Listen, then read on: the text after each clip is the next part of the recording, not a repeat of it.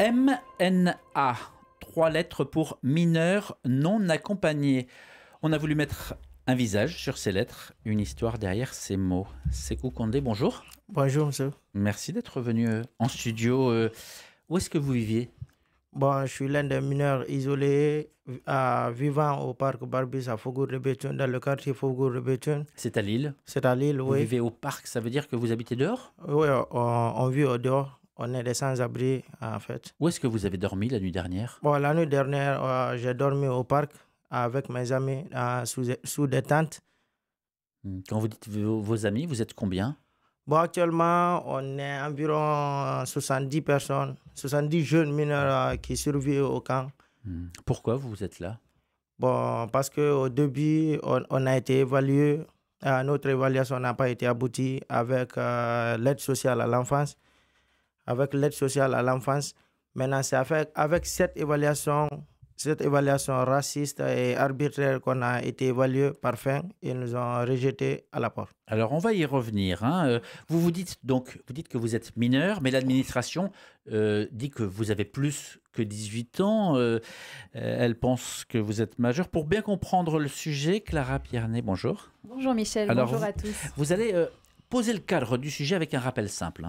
Oui, lorsque des personnes présumées mineures non accompagnées arrivent en France, comme c'est le cas de Sékou, elles se signalent auprès du département. Une audition est alors organisée pour évaluer la minorité ou bien la majorité de la personne. Pour toutes les personnes dont la minorité n'a pas été reconnue, comme c'est le cas pour Sékou, un recours est possible. En faisant appel de la décision du département, les mineurs isolés ont un rendez-vous avec un juge des enfants qui statuera définitivement sur leur minorité ou leur majorité.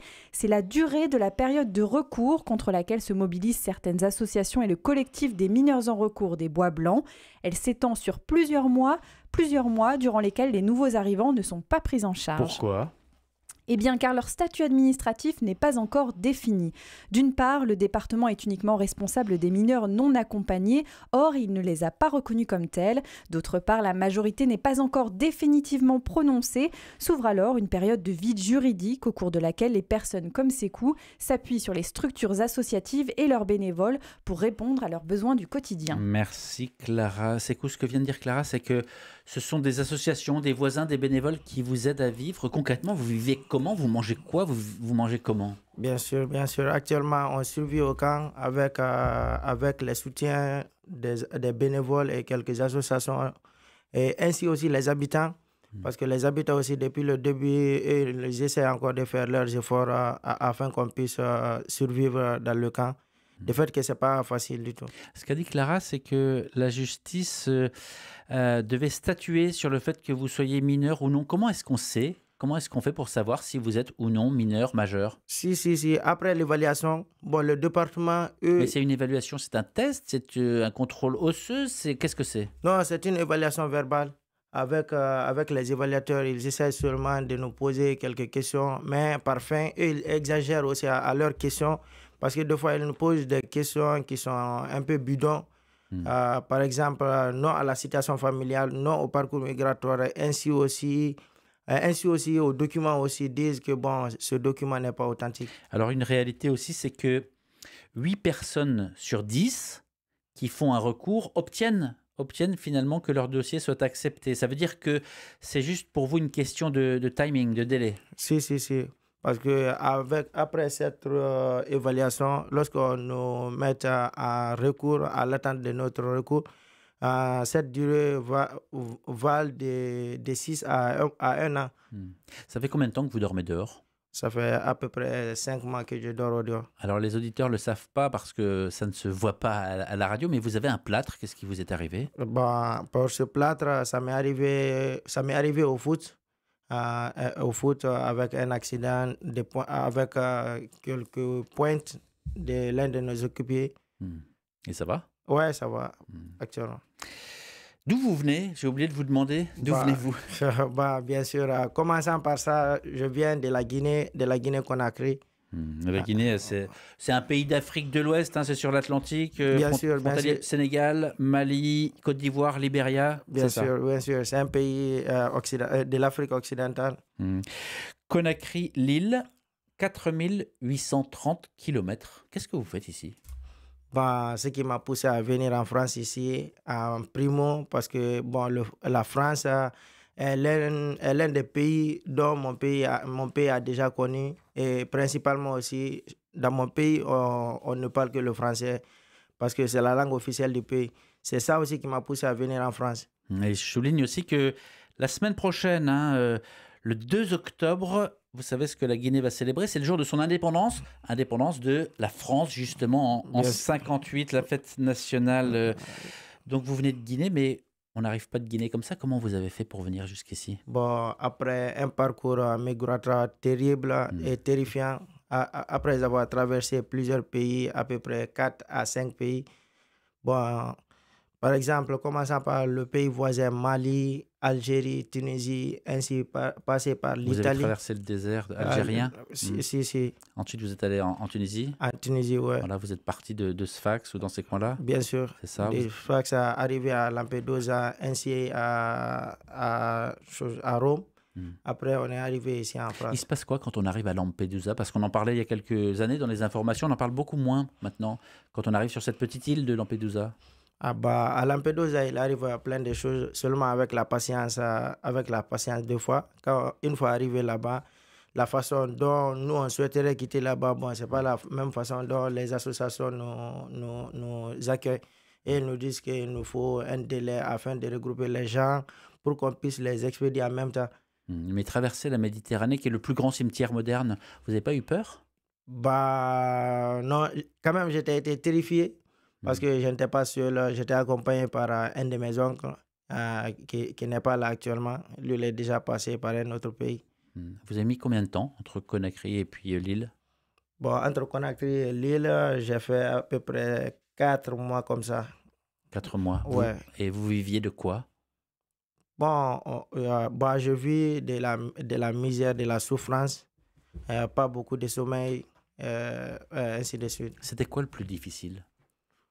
Bon, ce qui est plus difficile pour tout cela, le parcours est plus difficile, mais une fois arrivé ici, la façon dont on s'attendait à la France, bon, parfois ça a été un cauchemar pour nous, nous étant les jeunes mineurs. Mais vous savez que la France essaye aussi, à travers votre situation, d'envoyer un message, de dire attention, la France, ce n'est pas non plus le pays, l'Eldorado où tout le monde peut venir. Bah ouais. Quels sont vos projets d'avenir? Bon, mon Quand projet... vous allez être, parce que là, vous allez être reconnu dans quelques mois, peut-être avant l'hiver, mais quels sont vos projets d'avenir? Bah, mon projet d'avenir, c'est essayer de continuer à étudier, à approfondir mes études, afin que je puisse travailler et que je puisse encore participer au paiement des taxes et impôts du pays, afin de participer au développement du pays. Dans quel domaine? Bon, dans le domaine des bâtiments et d'ingénierie. Vous rêvez de vous installer où? Sur l'île, dans le coin? Bon, actuellement, je n'ai pas le choix. C'est l'île. Oui, c'est l'île. Le département doit protéger les mineurs qui vivent sur le territoire français. C'est ce que disent les textes de loi, quelle que soit leur nationalité. Or, on sent une distinction. En avril cette année, il y a eu un rapport d'une commission d'enquête parlementaire qui a mis en avant des défaillances dans la prise en charge des mineurs non accompagnés en France. Les députés révèlent que l'accueil des étrangers est très, très différent de l'accueil des jeunes Français. Donc, le sujet n'est pas nouveau. Est-ce que vous sentez, vous, cette distinction entre les deux? Ouais. Je vois cette distinction parce que, bon, arrivé ici, on nous montre déjà d'un traitement des racistes. Parce que même à côté des évaluateurs, parce que nous, les jeunes de la couleur, ils arrivent à nous rejeter plus que les jeunes de la couleur blanche. Ainsi les Arabes et les Asiatiques. Parce que vous êtes de plusieurs nationalités là au parc Barbus? Oui, on est de plusieurs nationalités, mais c'est seulement les Ouest-Africains qui résident de plus là-bas. Mais c'est cool, vous dites que vous faites face à du racisme, mais tout de même, les habitants du quartier, les associations, les églises, ils se bougent pour vous. Oui, bien sûr, mais pas tout le monde. Mais le département qui est censé nous protéger, et si eux, ils arrivent à nous rejeter, c'est là le grand problème. Qu'est-ce que vous demandez aujourd'hui? Bon, actuellement, ce qu'on demande, c'est d'être hébergé, même pendant notre durée de recours. Et après cela aussi, être scolarisé, continuer à étudier afin d'obtenir un diplôme comme les autres enfants et profiter aussi. Vous êtes là depuis combien de temps, vous m'avez dit? Bah, je suis là depuis, ça fait plus de 4 mois. 4 mois. Vous n'avez pas connu l'année dernière le dispositif qui s'est mis en place, notamment par l'Église catholique, qui a ouvert des salles pour justement, eh bien, dans l'urgence, accueillir. Vous en entendez parler, ça? Vous attendez que ça se bouge aussi? Non, je n'ai pas appris cela. Il y a eu des chaînes comme ça qui se sont faites avec des maisons paroissiales qui sont ouvertes pour que les nuits puissent être passées au chaud, alors qu'aujourd'hui, des tentes, des bâches bleues, des cordes à linge, le froid, l'humidité, c'est ce que vous vivez.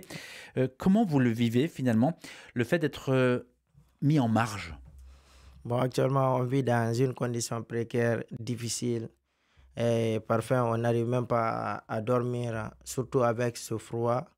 Et tout récemment, lorsqu'il pleuvait aussi, c'était beaucoup atroce. C'est difficile d'en vivre avec cette situation. Parce que la façon dont nous sommes là-bas, dormir sous une tente, déjà, en question n'est pas un toit.